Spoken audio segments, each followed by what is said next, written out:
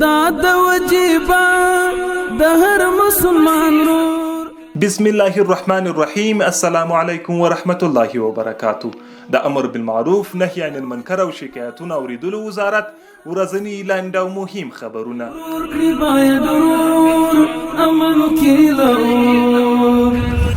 د لوګر ولایت د امر بالمعروف محتسبینو د مرکز پل عالم په ګډون څرخ، خوښۍ، برکې برک، ازرا، محمد آغا او په خروار ولسوالیو کې د جماعتونو لملا امامانو، قومي مخورو او ځوانانو سره په ناستو کې له هغوی وغوښتل چې له محتسبینو سره په ټولنه کې د منکراتو په مخنیوي کې مرسته وکړي او د سیمې پر دیني عالمانو او ځوانانو یې ټینګار وکړ چې د ځوان نسل په روزنه کې تر هر څه زیاته هڅه وکړي څو مو نوی نسل له اسلامي احکامو خبر او په اسلامي روحیه سمبال وروزل شي.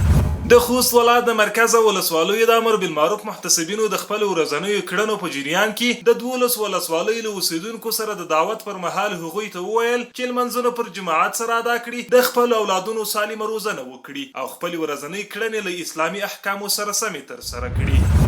د پلازمینې کابل ښاري ریاست د امر بالمعروف محتسبینو د خپل ورځنیو کړنو په جریان کې د 50 واده تالارونو څخه د وزارت د سپارښتنو د څار په موخه لیدنه وکړه. په دې تړاو د یاد ریاست د امر بالمعروف محتسبین زیاتوي چې تر ډیره په یادو ځایونو کې د وزارت له لوري ټاکل شوی سپارښتنې پلي شوي او د شته منکراتو مخه نیول شوې ده.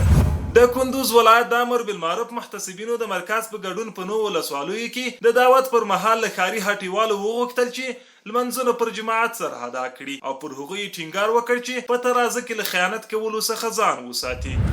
دغه راز د ورزګان ولایت د امر بالمعروف محتسبینو د دې ولایت له مرستیال والي او د ولایت مقام له نورو مسؤلینو سره د همغږۍ په پار ناسته ترسره کړه. په دې ناسته کې د نورو موضوعاتو ترڅنګ پر دې ټینګار وشو چې مسؤلین باید په ټولنه کې د معروفاتو په اقامې او د منکراتو په مخنیوي کې له محتسبینو سره مرسته وکړي او پر خپلو تر لاس لاندې کسانو د امر بالمعروف وزارت له لوري شوې سپارښتنې په پوره توګه پلي کړي.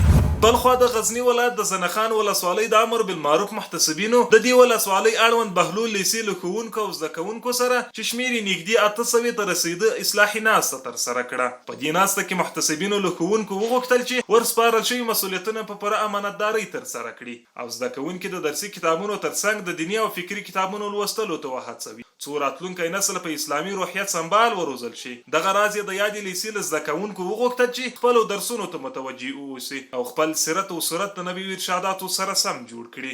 عدل فتنو شیطان په مخ کې سپر، امر بالمعروف نهی عن المنکر، امر بالمعروف نهی عن المنکر.